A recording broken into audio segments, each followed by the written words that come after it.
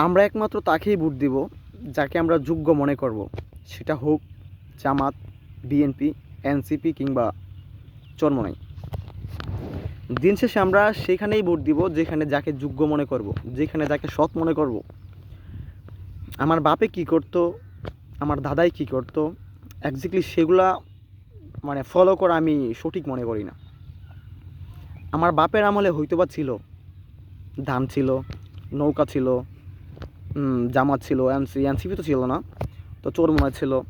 তো ধরেন ওই যে প্রার্থী যে ছিল, ধরেন উনি ভালো ছিল তখনকার সময়, কিন্তু এখনকার সময় আমাকে ফলো করতে হবে, দেখতে হবে যে এক্স্যাক্টলি আমাদের যে প্রার্থী বা আমরা যাকে এমপি বানাতে চাইতেছি এক্স্যাক্টলি সে কি সৎ কিনা, তার যে কর্মীগুলো আছে তারা কি সৎ কিনা। যদি আমি দেখি যে ওরা অসৎ, ওরা টেন্ডারবাজির সাথে যুক্ত, ওরা চাঁদাবাজির সাথে যুক্ত, অন্ততপক্ষে আমি ওদের বিরোধিতা করতে পারি বা না পারি, ওদেরকে সহযোগিতা করবো না ইনশাল্লাহ। ভাই, আপনি এই দুনিয়ায় চিরদিন থাকবেন না। আপনি যত যাই করেন না কেন, আপনি এই দুনিয়ায় চিরদিন থাকবেন না। আপনি এই দুনিয়া থেকে চলে যেতে হবে, আপনাকে মৃত্যুবরণ করতেই হবে। আপনি ক্ষমতা নিয়ে হোক বা আপনি দুর্বল থেকেই হোক, আপনাকে মৃত্যুবরণ করতেই হবে। সুতরাং আমি যেটা মনে করি যে ক্ষমতার কারণে আপনি কখনো অন্যের সাথে জড়াবেন না।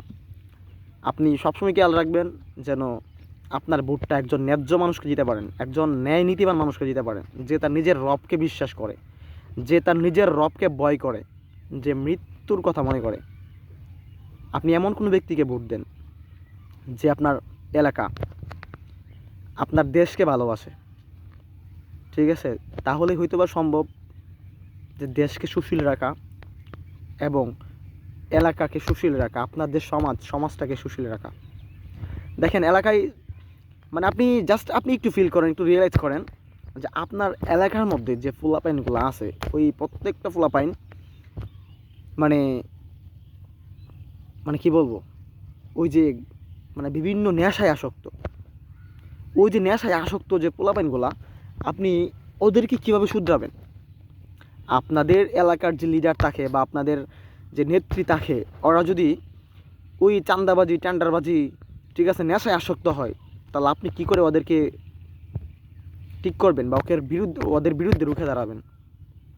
আপনার যে লিডার হবে,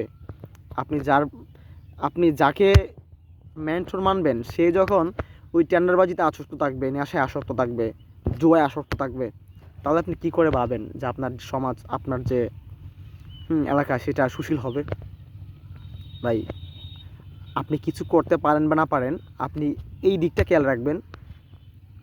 মানে আপনি এলাকায় উন্নয়ন করতে পারেন বা না পারেন, আপনি আপাতত এলাকায় কোনো ক্ষতির কারণ হইবেন না।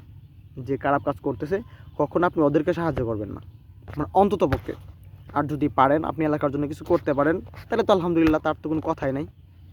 যতটুকু পারবেন এলাকার উন্নয়ন করার চেষ্টা করবেন, সমাজের উন্নয়ন করার চেষ্টা করবেন। যে সমাজের যুব সমাজ নষ্ট, ঠিক আছে, ওই সমাজের ভবিষ্যৎ খুবই অন্ধকার, খুবই খারাপ, খুবই জঘন্য হবে। তো আপনার এলাকার যে পরিস্থিতি, জাস্ট একটু রিয়েলাইজ করেন, আর কমেন্টে বলে যাবেন যে আপনার এলাকার কী পরিস্থিতি, যুব সমাজের কী পরিস্থিতি, ওরা কি এক্স্যাক্টলি ঠিক আছে কিনা বা নেশায় আসক্ত কিনা।